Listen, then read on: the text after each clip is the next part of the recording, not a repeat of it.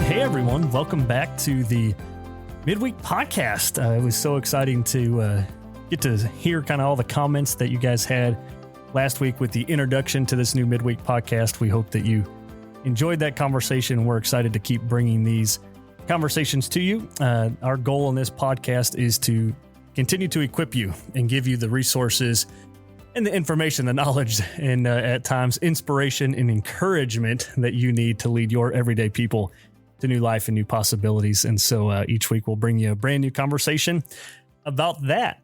And this Sunday, as we were getting ready to kick off service, an exciting thing happened.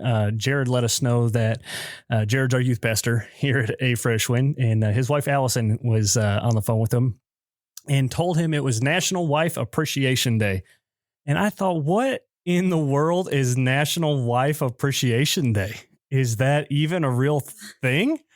What is Sweetest Day? Like, I thought we already had National Wife Appreciation Day. And so I think this is just another opportunity for those ladies out there to get more chocolate covered strawberries or something. And my wife got none. She still didn't get her chocolate covered strawberries, but Sweetest Day is coming up and I got a chance to totally redeem myself with that. I hope. Yeah, I was expecting you to bring me chocolate covered strawberries home from church, and you brought donuts for the kids. Donuts for the kids, which is just as good. I turned it into National Child Appreciation Day and showed up with Dunkin' Donuts, and that was wonderful. Kids were happy. Wife, not so much. Tomorrow's a new day. Tomorrow is a new day. Make up for it. Well, speaking of Sweetest Day coming up, we got an exciting event coming up here at A Fresh Wind called Marriage Night. This is a virtual simulcast event that we're going to host here at the church on Sweetest Day. So that's Saturday, October 17th. And we are going to listen in on a conference with some of the leading marriage experts in the country. I know comedian, what is that guy's name? Comedian Michael Jr. That's right. Tim Hawkins is what popped in my head, but I knew that wasn't right. Michael Jr. will be a part of that as well. So it's going to be a time for us to get together as couples and enjoy each other, to laugh. We're going to have dinner at the event. So it's going to be a great time. If you haven't yet, please go online to afreshwind.org, click events, and sign up for that. Cost is only $30. And that, like I said, that includes dinner. It's going to be a great time. And we think that you guys you'll have a lot of fun with that. So I want to make sure that you get signed up. And in light of all of that, I have my wife here. The beautiful Joy Nicole is joining me on the podcast today. And we thought it would be fun to share our top 12 tips from 12 years of marriage. August 23rd, just passed 1 month ago exactly to the day. And that was 12 years for us. 3 presidential terms. All good? Yeah, all good. All good.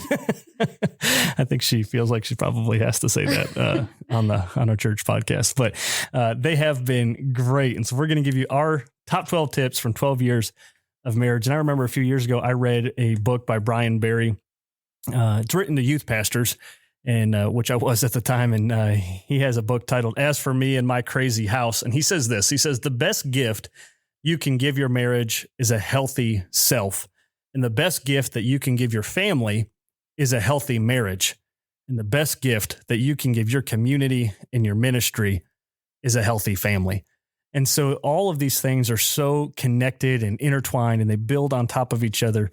And I truly believe that what our communities need more of is a healthy marriage and a healthy family. And so we wanted to give you our 12 tips here. And so number 1, if you got a pen and paper, this would be a good time to get that out. And so you can write down our 12 tips. If you don't, we'll make sure to put them in the podcast show notes so that you can download those and look at them later. But tip number 1, never go to bed angry. I'm sure you've heard that before. Joy, why do you think that's so important?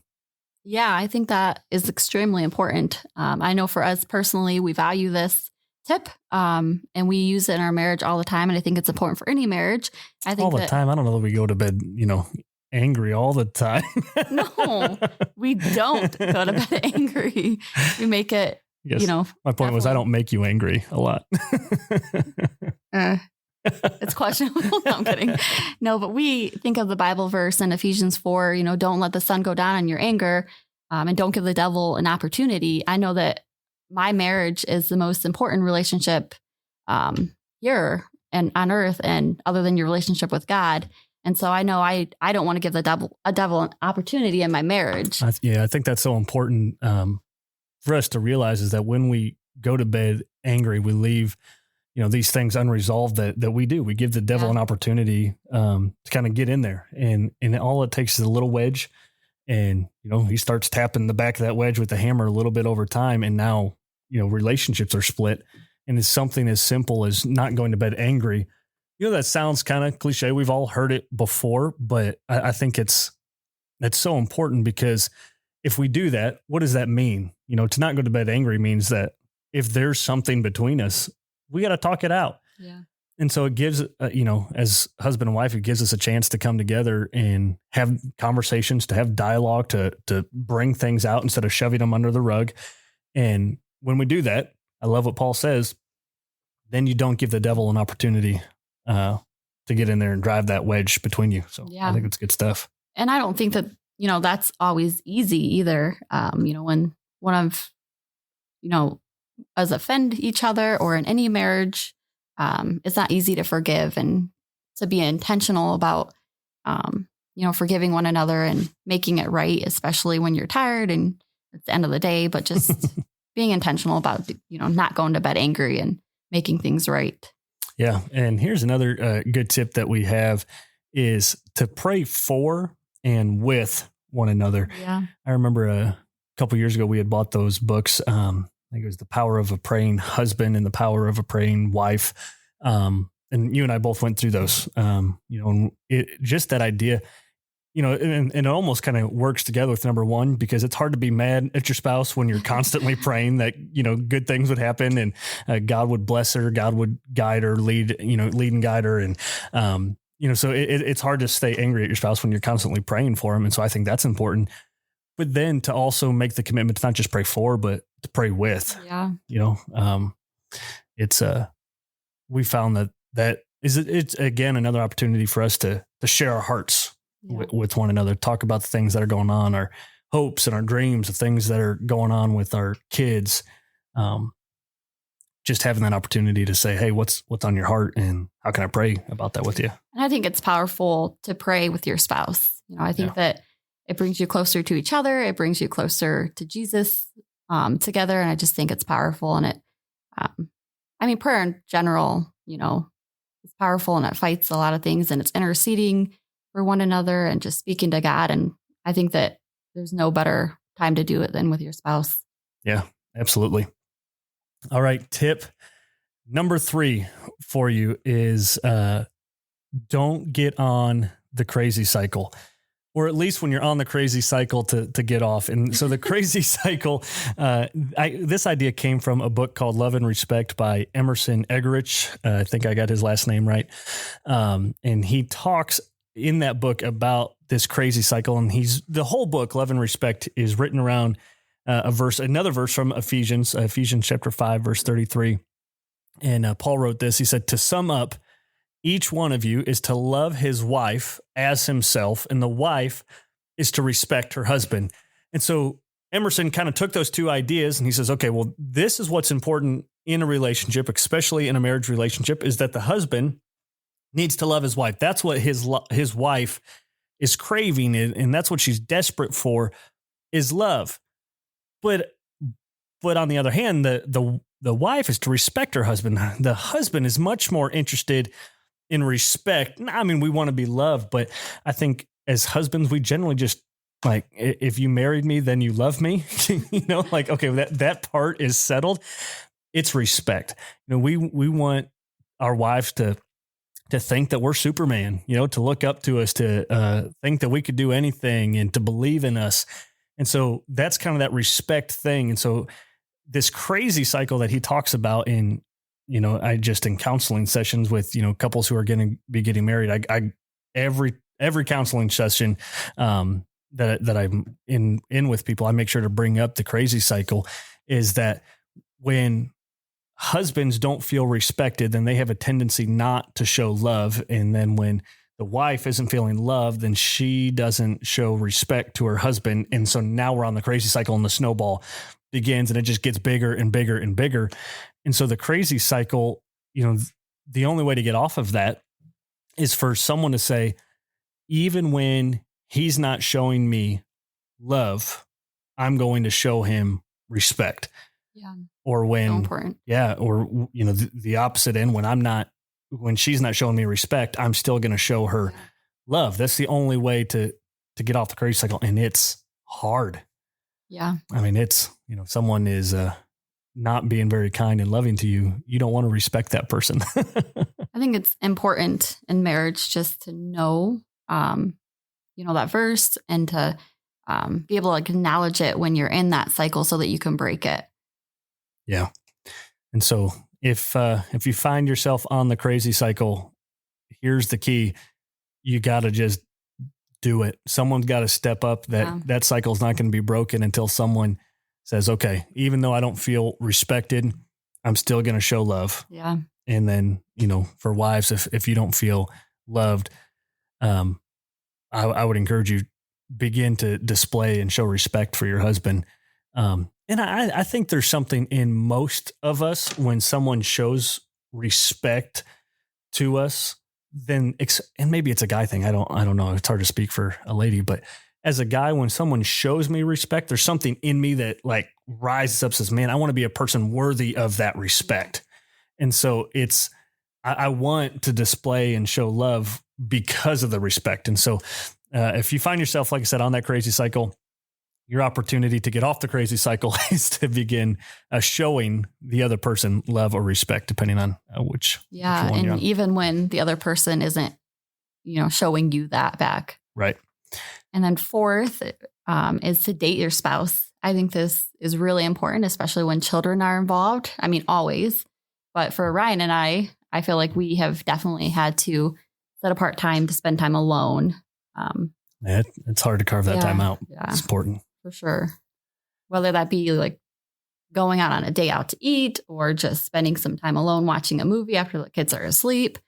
But you need to keep growing together as a couple and not always, not that kids are bad. They're wonderful. We love our children, but sometimes we just need that time away. I think that's important in marriage. Yeah. And so what's been helpful for us, here lately, we've been able to get the kids to bed a little bit sooner. And so just, even at nighttime, we got that last like hour of our night where we've got to kind of hang out. And even if it's Ryan playing guitar, I'm playing guitar and saying, hey, babe, you need to come listen to this cool thing that I figured out on guitar.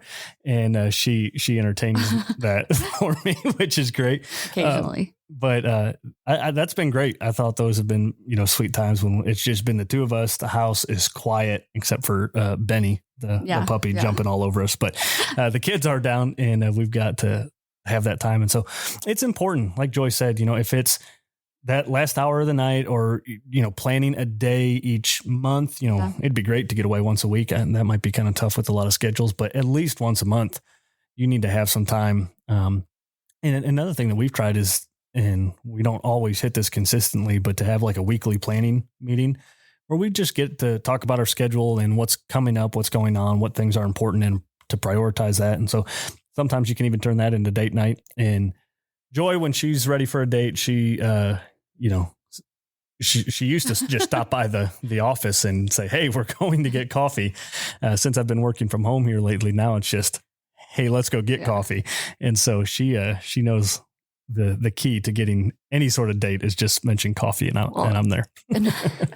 We were talking the other day with some other couples and we were talking about how the guys all have a different viewpoint on what a date should consist of and how us three ladies were all pretty let down by our recent dates. And so that was funny. Like make sure that you spend time dating your spouse how they would like to be dated as well. Y'all should just be appreciative of any date that you get. Really? Even if it is to Culver's. No names, please. Yeah. Happy anniversary, Tim and Teresa. Yeah. Anniversary. Tim, don't fall don't fall asleep on your date tonight.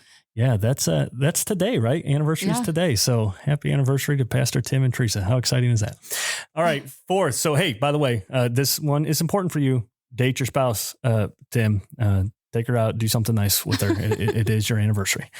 All right, number 5, speak their love language.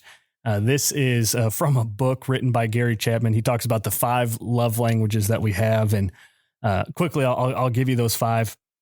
Acts of service, quality time, physical touch, words of affirmation, receiving gifts. So one more time. So you get those acts of service, quality time, physical touch, words of affirmation, receiving gifts. The reality is that usually someone is high in like 1 or 2 of those. We all got all 5 of those built in somewhere generally. But the tendency that we have is to try to love someone the way that we want to be loved. And so you kind of just hinted on this, date someone the way that they want to be dated. Well, we need to love people the way that they want to be loved. And so I remember fairly early on in our marriage, I feel like I've gotten a little bit better at this, but I wanted to just express my love to Joy. And so I went to Target and I got this nice gift basket and I loaded it up with stuff and wrote her a really nice card and brought it home and thought, man, this is going to be great. And she was appreciative, but it was way below what I thought I was going to, get out of that. That doesn't sound appropriate. I just thought she'd be a little more excited. Sorry. That got a little strange. The problem was what he means to say is that his love language is receiving gifts and mine is not. And so I would rather just like, thanks for getting us off that crazy cycle. I appreciate it. Go out to eat or spend some time alone. And he wants to buy me gifts. Like he always wants to spend a lot of money on gifts, like a computer or things that I would not per se buy for myself. Not that I don't like them and appreciate them, but sometimes he loves me by speaking his own love language, right? And which we can all do. That's the tendency I think that we all have, right? Is to try to speak someone's love language in that way, in the way that we want to be loved. And so, my love language is receiving gifts. And so I try to love Joy by buying her gifts. Hers is definitely quality time and, spending time with one another. And I think on the assessment that I took for the 5 love languages, I got a 0 actually in quality time. Yeah, we scored opposite. I had like nothing in his top 2 and he had nothing in my top 2. So if we're in the house, I just feel like we've been together all week. Of course we spent time together and that just doesn't work for Joy. And so I've got to really learn, okay, I've got to pause all of these things and spend quality time with her. 'Cause that's what expresses love to her. Now you want to express love to me, buy me something and tell me how awesome you think I am, because receiving gifts and words of affirmation are my top 2 for sure. And then I feel loved. And so it is important to know your partner's, your spouse's love language, and then to love them that way. And that goes a long way in making a big difference. Yeah. And he has a quick quiz that you could take and find your love language if you don't know what it is. Yeah, just Google 5 love languages and it's like a 5 or 10 minute assessment right online. I think there's even an app that you can download and do it on your phone. So don't do it while you're driving right now, but you could definitely figure that out and it'd be great. I did this actually recently with a couple going through premarital counseling. They're like, man, that was so helpful to be able to just figure that out. It is helpful. Number 6 for those keeping track at home is submit to Jesus first. Man, this is a big one. Submit to Jesus first. I love in that book that I mentioned earlier by Brian Barry, he said this: submission is not a one-way street. It's a two-way street. It requires 2 people mutually and personally submitted to Jesus, who then mutually and personally submit to one another. If you get the order wrong at any point, Brian says, you'll get marriage wrong too. Yeah, that's so good. Yeah. And so if our tendency, especially early on in marriage, is, we're so in love and our wife becomes, or our husband becomes the most important thing. And you hinted at this earlier when you said, our marriage is our most important relationship apart from Jesus, and it's easy to get that flipped and backwards and to prioritize our spouse even before we prioritize Christ. And as Brian said, like I said in that book, the most important thing I can give to my marriage is a healthy self. And that only comes through submitting to Jesus first. Yeah. A healthy me creates a healthy marriage, and a healthy marriage creates a healthy family. So I think it even directly impacts your family and your children. And, but I just think that's important. Like, your marriage can only be as strong as your relationship with Jesus is. I think that even as we talked about prayer earlier, like, I know, we are encouraged and challenged, and it's actually one of our upcoming points. So I won't go there, but, or maybe we could do that one next instead. But just, I think it challenges me when I see Ryan praying or reading his Bible or encouraging me in growth towards Jesus. So I just think that your marriage is directly impacted by your relationship with Jesus. And it's so important. And sometimes it's hard because, that takes time and it takes effort. And, but it just encourages and challenges one another. And that's we have another point, encourage and challenge. So just kind of leading into that point. Yeah. And I like what you said there, that it's modeling it. When I submit to Jesus first, I model that to my spouse. This is a priority. But then again, as you said, it goes on to the kids, that my kids get to see me modeling Jesus first. Yeah. And, when you're doing that, when you're submitting to Jesus first and things come up in your marriage, it's then easy to go with your wife and say, hey, you know what, this is going on. We need to pray about this together because we're both submitted to Jesus. And so when there's something wrong, when there's bitterness, resentment, anger, unforgiveness, if I'm submitting to Jesus first, we forgive because he forgave, and we love because he first loved us. And so when I'm submitting to Jesus first, a lot of those other things become more natural, and I don't feel the need to hold on to a lot of that resentment, bitterness, anger. Which is good, because we're never going to get it perfect, and we're always going to make mistakes and fall short. But I just think that accountability and knowing that the other person is on the same page as you with, their beliefs, and you're able to speak the truth and love to one another more openly. And so that's a big one. Submit to Jesus first. Number 7, your spouse can't complete you. Jerry Maguire, I'm sorry, you were delusional. You had it wrong. When he looked at Renee Zellweger, I think that's how you pronounce her last name, and said, you complete me. He was wrong. Your spouse can't complete you. And it's a danger, I think, as we approach marriage. A lot of us, the reality is we bring all of our history, all of our past into our marriage. You're marrying not just a person, but their entire history, their entire past, their upbringing.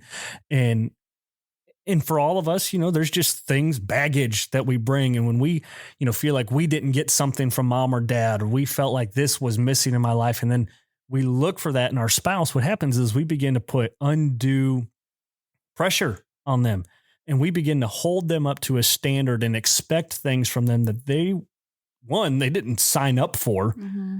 And 2, they're never going to be able to provide for you. So it is important. And so this one's kind of, goes along with point 6, submitting to Jesus first and being healthy. You've got to realize that marriage isn't going to fix you. If you're broken, absolutely, marriage is not going to fix that. And generally what I tell people is marriage is actually more like a magnifying glass. If you got a problem with, somewhere in your life, there's some brokenness, marriage actually amplifies that and magnifies that problem. And so if there's things going on and you're trying to find something in your spouse that you were missing from your childhood, or you had some coach tell you that you're just a schmuck and you're never going to amount to anything, and now you're looking for your wife to give you that affirmation that you are somebody, and it's just that's not healthy. No. You gotta, and it comes through submitting to Jesus, but you've got to be healthy. You've got to be complete. And around here at A Fresh Wind, one of our values is wholeness, and that's a contentment based on Christ being sufficient for every area of life. And I've got to go into my relationship with that understanding that Christ is sufficient, that I am, he is more than enough. And because of that, I'm more than enough. And I don't need you to give me those things. I'm free to then love you the way that you need to be loved because I've already got that. Yeah. And when you got two people who both have that, then they're both free to love each other. And that's a great thing. Yeah. If not, you're constantly putting unrealistic expectations on one another and it just sets you up to fail. Yeah. That's a hard burden to carry. Yeah. And then 8 is happiness isn't always the goal. Ouch.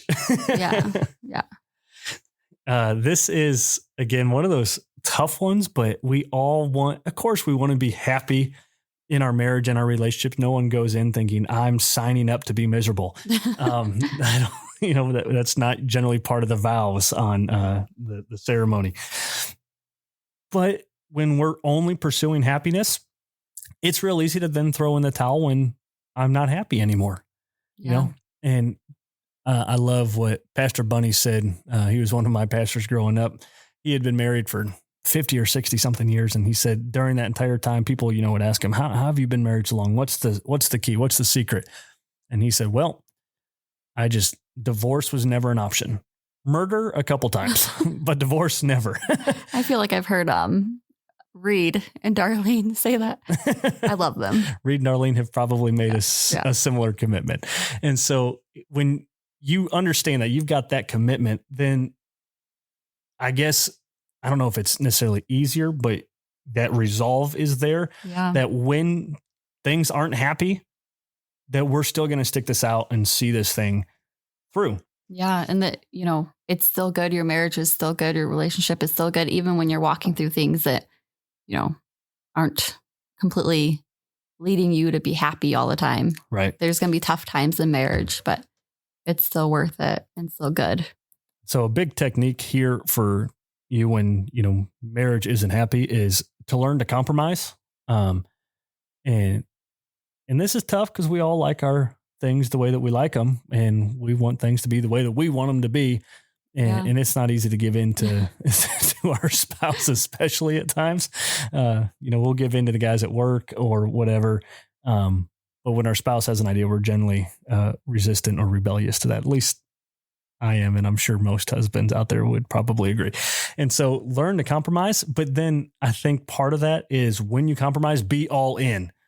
If you're deciding, okay, we're going to your mom's on Thanksgiving and my mom's on Christmas, don't go to Thanksgiving dinner and be a punk the whole time.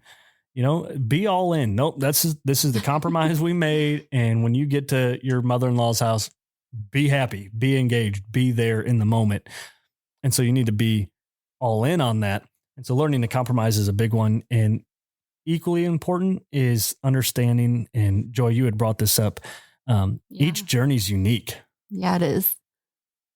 Yeah. And not comparing, make sure that you guys aren't comparing one another to another marriage or another husband or another wife. Or I hear all the time, like, oh, my husband did this. And then, a friend's mad or upset that their husband's not doing that. But each journey is unique. And I just think that we really need to place value and just joy in our own spouse and our own marriage and not looking to other marriages, because that's just always going to let you down.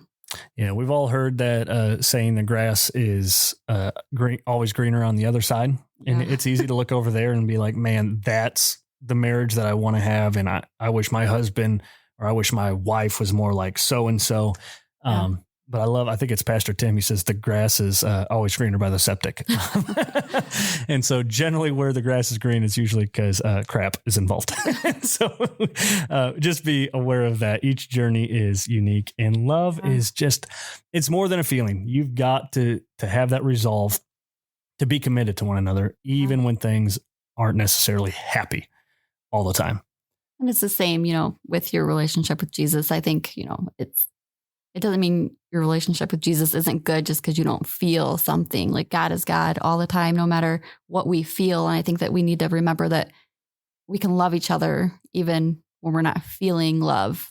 Right. And that's the promise in the vows, and sickness and health and all that. We don't say as long as I feel like it. And so it is more than a feeling.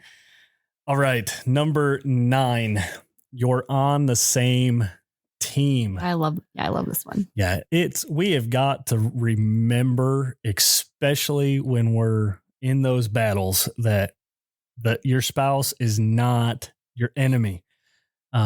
It's, I want this and I want that. And we start drawing lines in the sand and lining up against each other and, grabbing butter knives out of the, silverware drawer. Not literally. But your spouse is not your enemy. You guys you're on the same team. And when you take that approach, man, I think it's a game changer, because now we start crafting our life mission statement together, the things that we're going to tackle and pursue in a united front. And as we talked about earlier, not giving the devil a foothold. I think this is a big one, because generally, remembering this is because anger's involved. But when I'm like, you know what, if she loses, I lose. Yeah, absolutely. If she loses, I lose. Gentlemen, you need to hear that. If she loses, I lose. And we're trying to win arguments and battles. And, we don't want to compromise. We want the other person to compromise. But we've got to realize when she loses, I lose, because we're on the same team. And so what we need to do is be for one another. Yeah. Cheer one another on. I can't tell you how many, people I've talked to over the years, counseling or just, having talks with friends. And it's easy to get into, the bashing or blame game with your spouse when you're around the buddies, and man, I just don't think we should entertain that. No, absolutely not. And so it's important to cheer one another on. To when you're in a group, you need to praise your spouse, talk highly of her, or if you're the wife, talk highly of him. Yeah.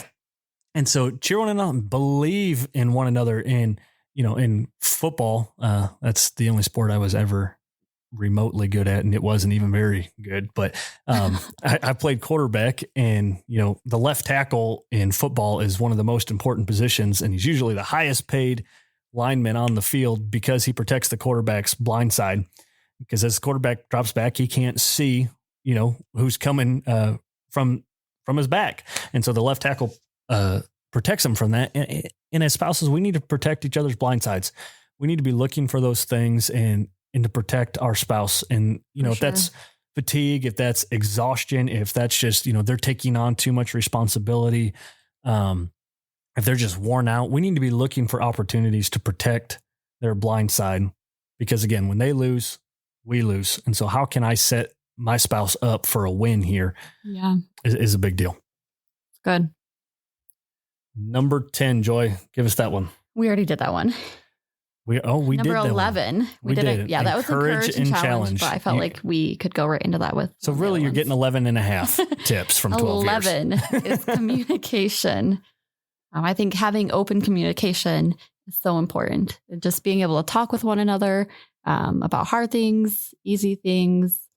Just setting that up really early in marriage. I mean, it's never too late. If you don't have open communication with your spouse, it's never too late to start that and to be honest. I know we don't have, honesty or trust in here, but this isn't an exclusive list. It was just 12 that we thought were super important, but obviously there's a lot more to marriage. But I think, having open communication and being honest with one another leads to trust. And it just leads to a lot of good things in marriage that you're not going to have if you don't, have that level of communication with your spouse. Yeah, that's huge. And, open communication, it definitely involves honesty and trust. Yeah. And trust is certainly the bedrock of any relationship, but especially marriage. I mean, if we can't trust our spouse, then a lot of these other things are going to be nearly impossible. Yeah. So I guess to me, that one was almost like a given. Like we've got that before you can even get to these 12, honesty, trust, those things need to be a part of it. And open communication does that. That's where honesty and trust begins to flourish, when we bring up those things and we talk through them. And so, we've got to be willing to have open communication, even when, things aren't easy. Yeah, even when it's hard. Yeah. And it needs to be on both ends. Yeah. Obviously, if I continue to talk to you and you're never communicating back about things, then it's going to cause issues. But both partners in the marriage need to have open communication and be willing to talk to each other about everything.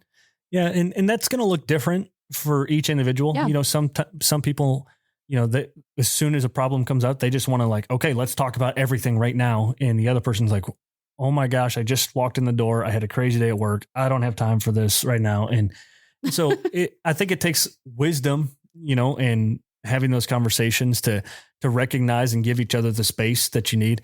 You know, I keep talking about premarital counseling here, but here's another freebie tip for you.